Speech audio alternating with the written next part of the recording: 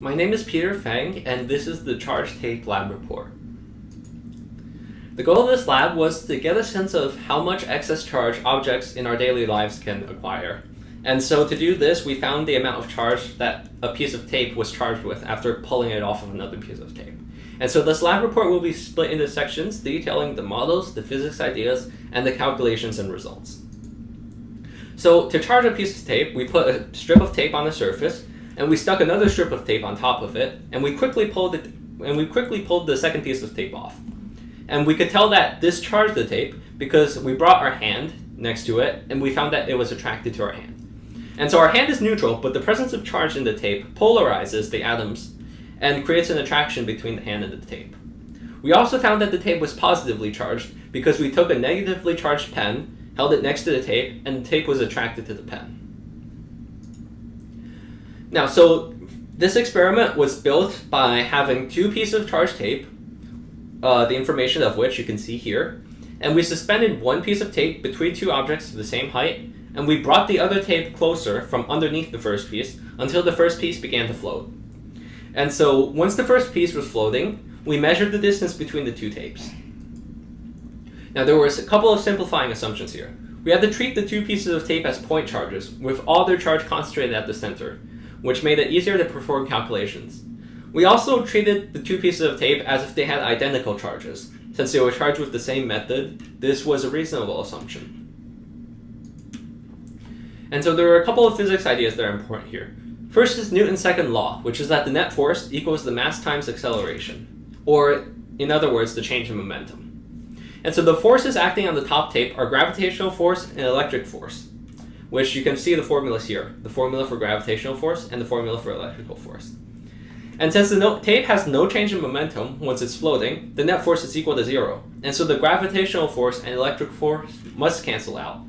We know the gravitational force is pointing downwards, and we know that since the two pieces of tape repel each other due to Coulomb's law, which states that opposite charges attract and like charges repel, the force by the second piece of tape on the first piece of tape, which was above it, must be pointing up.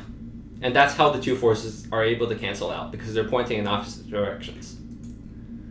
And so we built this model in GlowScript. Here are some constants. Here's the objects we built. And here are the functions for electric field, gravitational force, and charge. And our model showed the two blue particles as the two tapes, the red arrow as the gravitational force on the upper tape, and the green arrow as the electric force on the upper tape.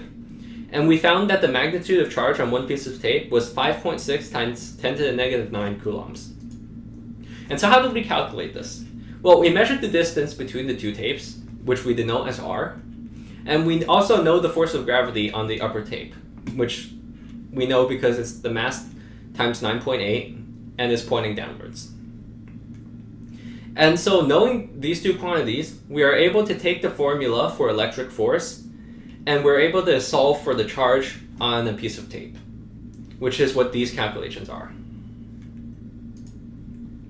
Now, knowing the total charge, we also know the amount of electrons that the charged piece of tape lost. And that we can find simply by finding the total charge and dividing it by the charge of one electron. And we get 3.5 times 10 to the 10th electrons lost. And so what is the ratio of excess electrons to atoms? Well, we can find the number of atoms on the sticky surface by just dividing the surface area over the size of one atom. And then after that, we simply find the ratio of electrons lost to the number of atoms on the surface. And so it would be 1 electron to 1.14 times 10 to the 7th atoms. And finally, there are a few questions we need to consider. What if an electron had positive charge and a proton had negative charge? Would stuff change about the observations? Well, the tapes would have negative charge instead of positive charge because we just swapped the charges. They would still induce dipoles in neutral objects though, because both positive charges and negative charges can induce dipoles. They would still repel each other because their signs would still be the same. And they would be attracted to the pen, because in the pen test, the pen was negatively charged, but in this case, the pen would be positively charged and the tapes would be negatively charged, so they would still be attracted. It's important to handle the charged tapes as little as possible because when the charge tapes come in contact with other objects, such as your hands, the charge tape's electrons can transfer by contact, or electrons from other objects can transfer into the tape, which would decrease the charge of the tape until they go back to being neutral. Alright, that's it for this lab report. Thank you for watching.